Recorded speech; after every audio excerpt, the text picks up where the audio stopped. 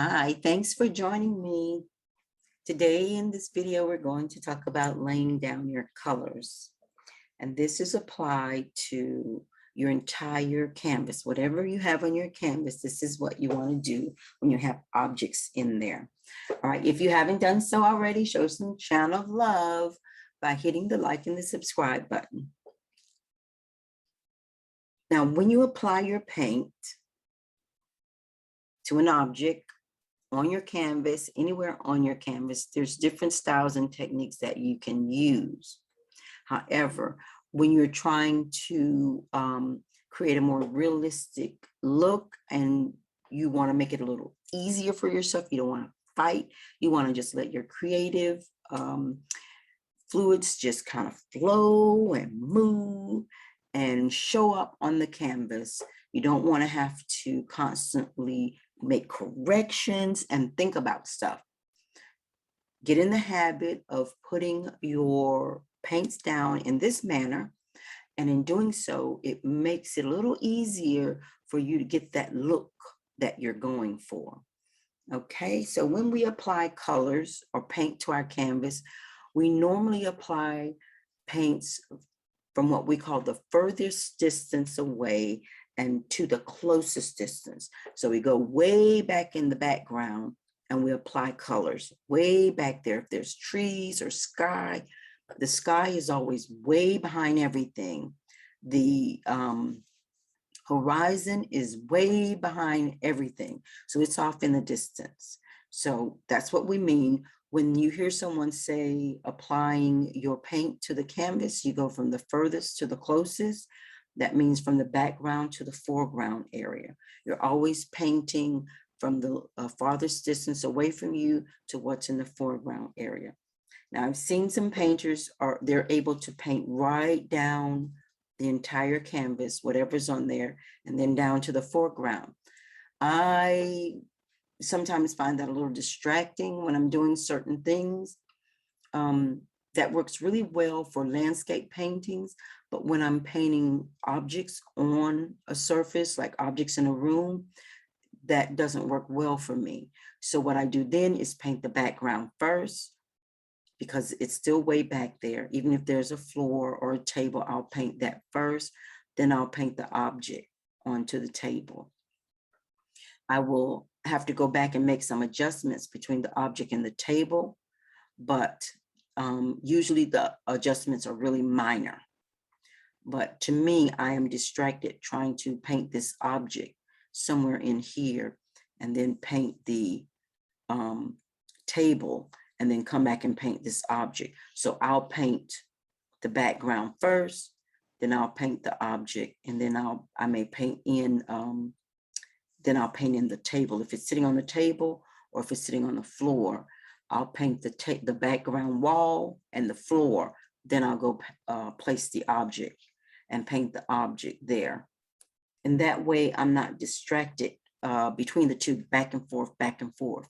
I try to create as much calmness as possible. I may even say it's just a lazy way of painting, but to me, it's creating a calm and allowing your creativity to come through. So now when you apply your paints, you always want to apply following the contour of the object. Also, you want to paint over the sketch marks. So these are my sketch marks. And you must not be afraid of painting over the sketch marks. We are taught to paint in the lines, within the lines. So that's what we often do, paint within the lines. And painting within the lines will create this weird hit and miss of the edges. So you can also, remember, you change directions of your brush strokes, and you can also turn your canvas. So that's a hit and miss, because when I look at it up close, there's a few areas nearby that I miss because I didn't go all the way up to the line. So I'm going to come here. And with some paints, remember, you have to apply more than one layer. So this one is a little translucent, even though I'm painting on plastic, it's a little translucent.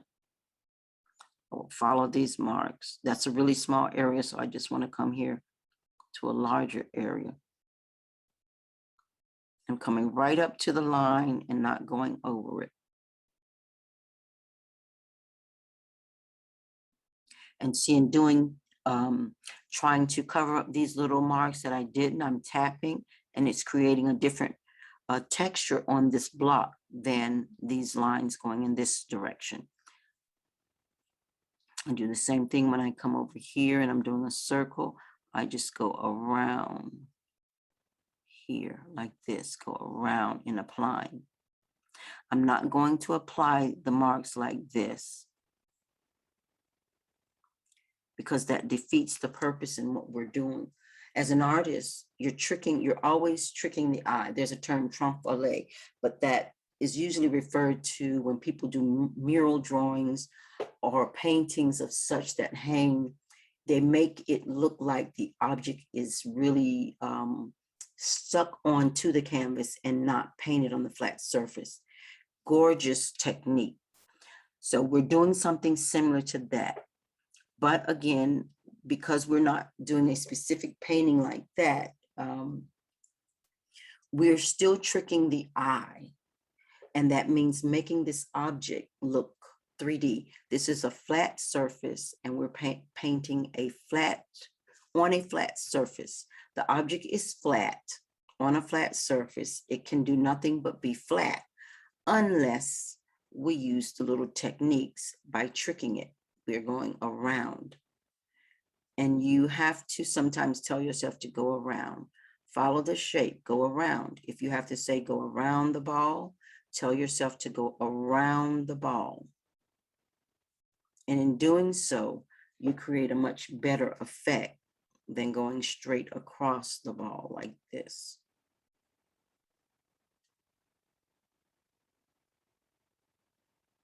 You don't want to have to fight with all of this extra. And I'm intentionally doing this because I want to show you what's happening. Now I have to go back and clean up these dabs that I did. But I was going this way. And I may go up and down now to get those marks out. But I didn't do that on this side. I just went ahead and followed the shape of the ball. And so in looking at it, this is calmer, much calmer than this. This went across here first, and then I did all this extra stuff. This is a much calmer effect. And then of course, you go over the lines. You want, when you apply the next layer, sometimes the first layer doesn't do it. You come back to the second layer and you go over. Even if you have to go outside the line a little bit, you can always clean that up. That can be cleaned up with a wet brush.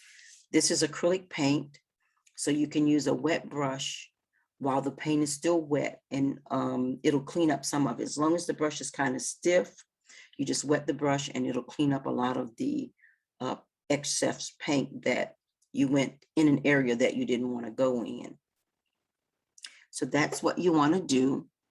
Follow the contour. And let's see if we can grab another one. No matter what it is, you follow the contour of the object. And it's okay to paint over the line. You don't want to paint way over the line. That's not necessary. Now I have to go back and clean that up. But you want to paint within the lines, on the line, following the contour or shape of the object.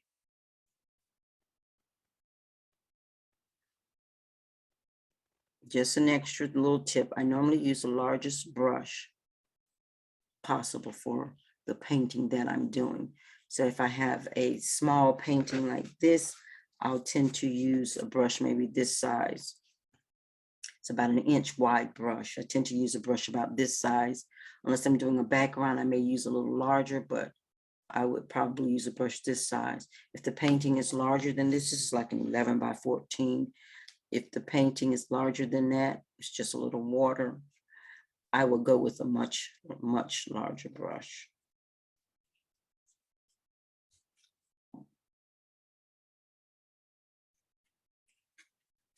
cleaning away that acrylic paint with a paintbrush and a little water is great. I'm adding paint to it now. But it cleans it up really nicely. Painting on paper or silk type fabric is going to be different than painting on regular duck canvas.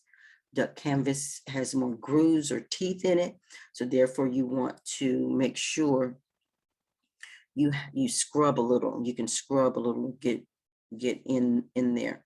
So here, this one goes straight, and this part curves. And this is exactly how I would paint it. On these two sides, I would go down, straight down, making sure to paint over, covering the lines. Then I would follow the contour, this shape here, because see, it's mimicked by this shape here. And doing so, I would get that cylinder look.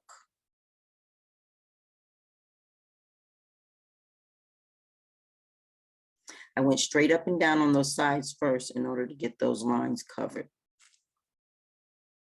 Much better than going straight up and down or straight across. And this area I would treat like the ball.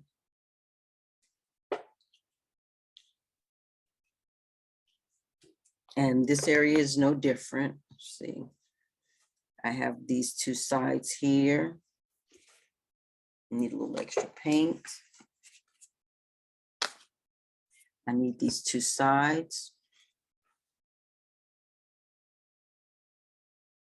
Now I'm using the edge of the brush instead of the flat part of the brush because I want to stay within the lines, right on that line right there.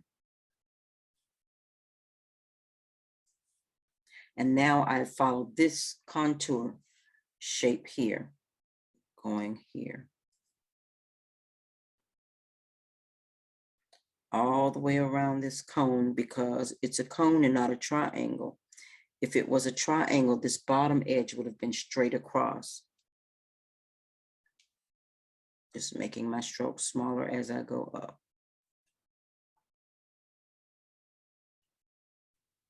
The triangle, it would have been straight across on that bottom. And then I could have just went straight across till I got up to the point. So that's how you want to address applying your paints to objects on your surface. It makes it so much easier for you to get that realistic look. All right. Then the next step would be making these pop off the canvas.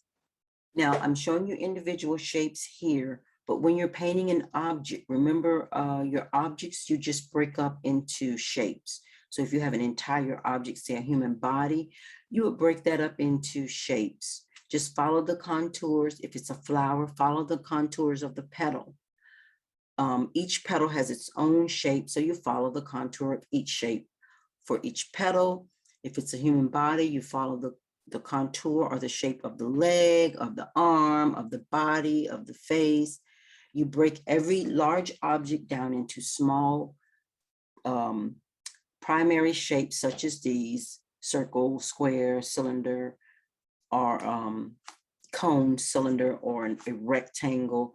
That's how you would break those shapes down and address individual shapes of the whole, and then you move on to address how they work together as a whole. All right, thanks for joining me. Until next time.